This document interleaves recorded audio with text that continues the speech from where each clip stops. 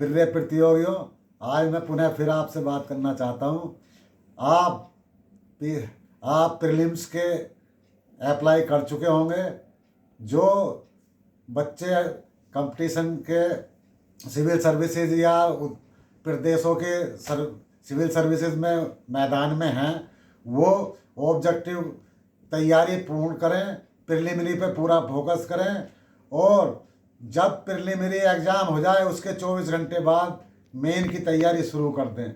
वास्तविकता तो यह है, मेन और लैंग्वेज के पेपर पहले तैयार करने चाहिए, लेकिन गलती ये होती है कि हम जो है पहले प्रिलिमिनरी पर के पीछे रहते हैं, और जब प्रिलिमिनरी क्वालिफाई हो जाता फिर हम परेशान होते हैं कि मेन कैसे हो, मेन कैसे हो। आपने देखा होगा कि बहुत बच्चे, काफ़ी संख्या में बच्चे मेन छोड़ देते हैं। प्रिलिमिनरी क्वालिफाई वाले प्रत्येक वर्ष मेन छोड़ते हैं। ये आपको जानकारी है या नहीं, लेकिन ये वास्तविकता है।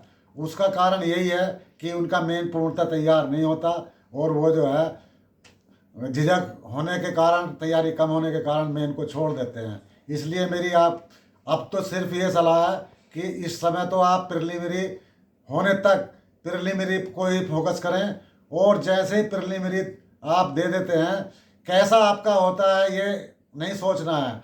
प्रीलिम्स कैसा हुआ है, क्या हुआ है, ये इस पर ध्यान ना दें, और मेन के लिए तैयारी शुरू कर दें। मेन, और जब आपका प्रिलिमिनरी नेक्स्ट होने वाला है उससे पहले एक समय तक मेन तैयार करें, उसके बाद अपनी स्ट्रेटजी बनाएं कि अब प्रिलिमिनरी को मैथ देना। प्रिलिमिनरी भी बहुत ज़रूरी है, फर्स्ट स्टेप है, लेकिन मेन में और प्रिलिमिनरी के रिजल्ट में इतना कम समय होता है कि उसमें हम केवल रिवाइज कर सकते हैं, तैयारी नहीं कर सकते। इसलिए जो बच्चे उसमें सिविल सर्विसेज या प्रदेशों की सेवाओं में जाना चाहते हैं, वो इस समय तो केवल प्रीलिम्स को फोकस करें और बाद में मेन के लिए शुरू हो जाएं। और एक सलाह मैं ये देना चाहता हूँ कि आप लोग कंपटीशन को दो जगह बांट लीजिए, एक ऑब्जेक्टिव, एक सब्जेक्टिव। हम ये आपको ही निर्णय लेना है कि हम पहले सब्जेक्टिव तैयारी करेंगे या ऑब्जेक्टिव करेंगे। कुछ बच्चों का हो सकता है शुरू के 3 साल 4 साल ऑब्जेक्टिव देने का मन हो, कुछ बच्चों का हो सकता है किसी का सब्जेक्टिव देने का मन हो। इसलिए मैं ये एडवाइज करूँगा कि एक समय में ऑब्जेक्टिव या सब्जेक्टिव की ही तैयारी करें, दोनों को साथ लेकर चलना उचित नहीं है। कंपटीशन बहुत है, इसलिए अब जो है कंपटीशन में ऐसा नहीं है कि हम A to Z सारे कंपटीशन की ओर जाएं। हमें सेलेक्टेड अपने आप को रखना है कि हम किस पे फोकस करें। हमें 2 साल 3 साल कौन सा देना है, या 6 साल देना है, 6 साल तक हम सिविल देना चाहते हैं, या पहले हम ऑब्जेक्टिव देना चाहते हैं, या पहले सब्जेक्टिव देना चाहते हैं उसके बाद हम ऑब्जेक्टिव। अगर मान लीजिए किसी का सिविल सेवा में नहीं होता है तो वो दूसरे क्षेत्र में जा सकता है, ऑब्जेक्टिव के चांस ले सकता है। ऑब्जेक्टिव एग्जाम्स में सामान्य अध्ययन, गणित, रीजनिंग एवं लैंग्वेज का पेपर होता है। प्रदेशों में अधिकांशतः हिंदी का पेपर आता है, और या उस प्रदेश की लैंग्वेज आती है। और दूसरा जैसे SSC है और बैंकिंग है, बैंकिंग में हिंदी भी आता है और इंग्लिश भी आता है। ये आपको ऑप्ट करना है कि हम सब्जेक्टिव वो इंग्लिश ऑप्ट करें या रीजनल लैंग्वेज ऑप्ट करें।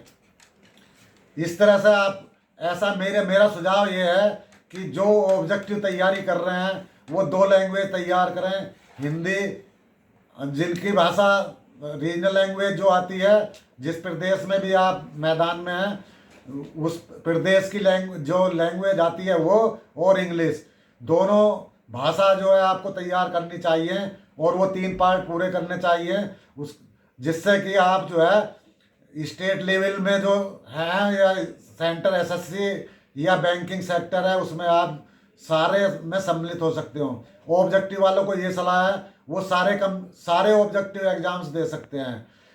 बस ये ध्यान रखना है कि लैंग्वेज हमें दोनों पूरी तैयार रखनी है, जिससे हमें प्रदेश में जाना हो और वहाँ पे इंग्लिश के स्थान पर हिंदी हो तब भी हम तैयार हों, और एसएससी में जाना है तो इंग्लिश तैयार हो।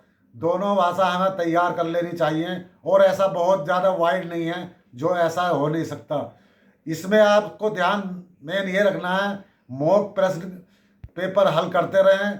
स्पीड एंड एक्यूरेसी, दो शब्द आते हैं, स्पीड एंड एक्यूरेसी। स्पीड बहुत ज़रूरी है, क्वेश्चन ज़्यादा होते हैं, हमें स्पीड में क्वेश्चन करने पड़ते हैं, लेकिन ये ध्यान रखना चाहिए स्पीड के साथ साथ गलतियां कम हो। गलतियां भी सभी से होती हैं, लेकिन जितनी गलतियां कम होंगी और हम स्पीड से आगे बढ़ेंगे, सफलता के चांस हमारे उतने ही बढ़ेंगे। अच्छा, रही बात सब्जेक्टिव की, सब्जेक्टिव में पहले प्रीलिम्स है, जनरल स्टडी, और दूसरा पेपर होता है। दोनों पेपर, दूसरा क्वालिफाइंग है, फर्स्ट जो है उससे ही मेरिट होती है, लेकिन दोनों पेपर का महत्व है, लेकिन फर्स्ट को आपको ज़्यादा प्रेफरेंस देना है, वही डिसाइडेड है। उसके बाद मेन के लिए 4 जनरल स्टडी के पेपर होते हैं, एक सब्जेक्ट है, ऐसे है, तो हमें जो है उस तरह से उस सिलेबस को, उन चीज़ों को बिल्कुल तैयार करके रखना, कम किसी को नहीं समझना है। और मैं आपको सब्जेक्ट के मतलब सिलेबस पर न ले जाकर उस पर ले जाना चाहता हूँ कि आप अपना बिल्कुल सतत प्रयास रखें और समय ना गंवाएं। प्रीलिम्स देने के बाद मेन में तुरंत लग जाएं। अगली बार जब प्रीलिम्स आएगा तब वो प्रीलिम्स से पहले आप प्रीलिम्स के और मेन दोनों के लिए तैयार हों। मैं यही सुझाव देना चाहता हूँ।